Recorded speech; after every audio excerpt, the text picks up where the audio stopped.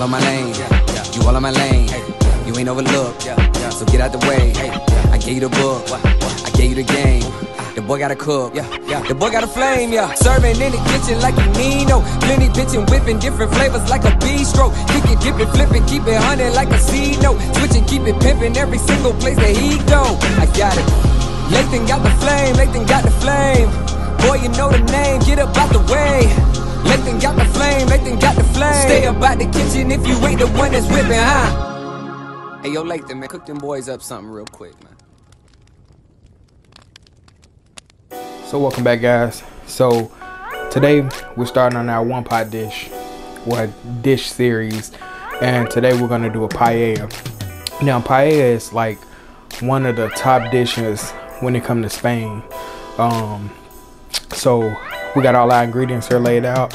I know it's a bunch of ingredients, but I'm gonna go over them, and then we're gonna go to the stove and we're gonna make everything over the stove. But we got some mussels here. We got 2 pounds of mussels. We got some little neck clams. We got 3 chicken thighs, bone in. And I know some people will use chicken, but they'll use boneless chicken. I did take the skin off, but we're gonna use bone in because I want to extract that flavor from that bone and make it extra flavorful when it comes to this paella. And this is not a traditional paella, just my take on it. Then we got some jumbo shrimp. We got some chorizo. We have some garlic. We have paella rice. Now, I know it might be hard for some of you guys to find this paella rice. If it's hard to find it, you can also always use risotto rice, which is a boro rice. But yeah, if you can't find paella rice, use risotto rice. We got some lemon wedge to garnish with at the end.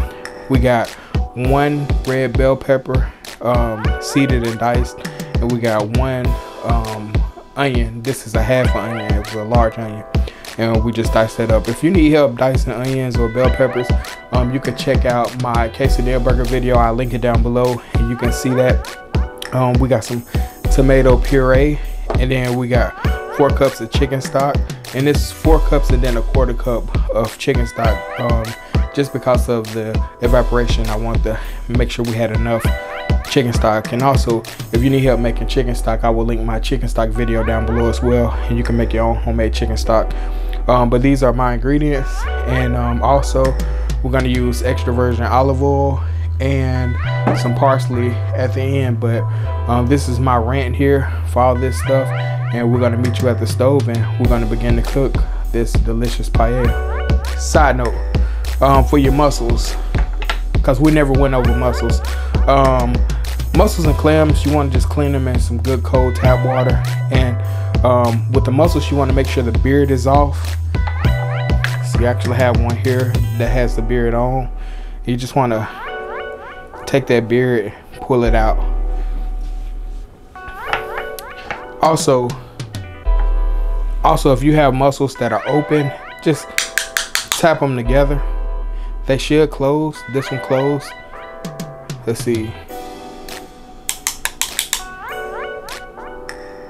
This one didn't, so odds are this one is dead, so discard that, but the one that closed, keep it. But yeah, meet you at the stove. So the first step you want to do is add some olive oil to a pan. And I know I usually tell you guys olive oil is not a cooking oil, but in this case, this is a Spanish dish. You want to use some of that olive oil, and you want to use some good quality olive oil as well. Then we're gonna go in with our chorizo. Now remember, the chorizo is gonna release the oil, some oil too, so it's gonna give our olive oil a higher smoke point. But you want to go low and slow when it comes to searing it off. So you want to just brown the chorizo a little bit, then scoot them to the side of the pan. And then we're gonna go directly in with our chicken thighs, and you're gonna go down the side where the skin used to be. So yeah, I know it's no skin there, but we're gonna just say skin side down. Then once you get that in, you want to season it with a little salt. And remember, anytime you cook, you want to season in layers. So if you season every layer toward the end of the dish, it'll be more perfect. You won't have to add a lot of salt in at the end because you season in layers. When that chicken gets seared off, we want to flip them over and just adjust the chorizo around the chicken, so the chicken is directly over the flame. And when we get to that part, we want to go ahead and remove the chicken. Then we're going to add our peppers and onions. And I know you see that good fun at the bottom of the pan. Don't worry about that fun, because we're going to throw a little salt on these onions. And once we do that, the onions are going to release some moisture, and it's going to release that fun from the bottom of the pan, which is going to incorporate that flavor into this paella. And that fun is going to give us some smoky notes, kind of like the succorat. I hope I said that right. The succorat that we're going to develop at the end of this dish. So you see that fun is released from the pan. Then we're going to go directly in with our garlic. You don't want to go in with your garlic too early, because you don't want to burn the garlic.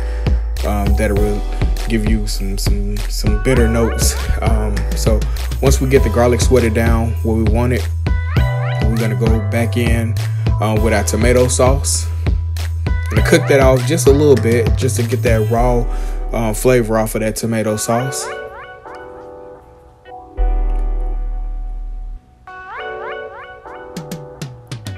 Get it all incorporated in. Then we're gonna, like I said, season in layers, a little more salt. Then we're gonna go back in with our chicken thighs.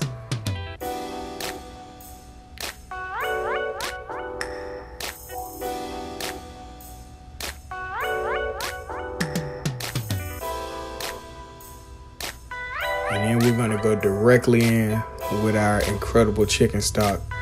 Like I said, I'm gonna link my chicken stock video down for you below. It's an incredible chicken stock. Way better than stuff in the cartons, but if you don't want to make it, just grab some good chicken stock in cartons. Just make sure it's unsalted chicken stock, because we want to be able to control our own salt levels. Then we're going to go in with some Spanish paprika. Make sure you use Spanish paprika and not regular paprika or none of that smoked paprika. We want to use Spanish paprika for this dish, because we want to give kudos to Spain. Want to bring that up to a boil, not a rapid boil, but a nice boil. We want to taste it. Just make sure we don't have to adjust our salt levels. And like I said, when you season in layers, I just realized it was perfect, so we didn't have to season it anymore. So then we're going to go in with our rice. Now when you go in with your rice, initially at first, you can begin to move it around with your spoon and stuff just to get it set.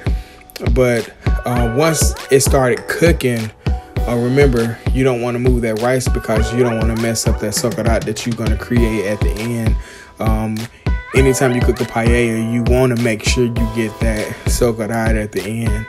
So once we get that rice in, I let it go for a little while, and then I went ahead and added my mussels, because I want that mussels to release that juice, and I want that juice to flavor my stock. Then we're going in with our little neck clams. Then we're going to go in with our shrimp on top of that. Now I forgot to add the peas, so don't beat me up for that, but I forgot to add the peas. Just let you know ahead of time. So I'm shaking it just a little bit, just to make sure everything is set in place before. Now, that was the last shake before I wouldn't shake it no more after that. That was the last one. So I'm just letting it go. And I want to kind of create some steam, so you see me tasting it again, make sure the flavors are on point, and I'm going on with the foil. Now we want to cook that rice until you see the liquid is absorbed. Okay, it looks beautiful. You see that? And this one I should have went on with the peas, but like I said, I forgot the peas. But check out the succorat that we was able to create. Look at that. Okay, oh my goodness, look at that. And that just gives you those incredible notes that you look for in a paella. It's almost like some smoky notes. But then you see me going in with the lemons as a little garnish. And from the lemons, we're gonna go on with some fresh parsley. Make sure you use fresh parsley. Don't use none of that dry stuff for this, because you want that distinct flavor from that parsley to kind of cut through all that goodness there. So going in with the parsley, you'll sprinkle some more parsley on there. You can never have too much parsley, but that's my incredible take on the delicious paella. Hope you guys like it. Now, I know this recipe was a little bit different than I usually do. So I didn't have an outro at the end because I didn't eat any of this besides tasting, but it was awesome. Thank you guys for watching.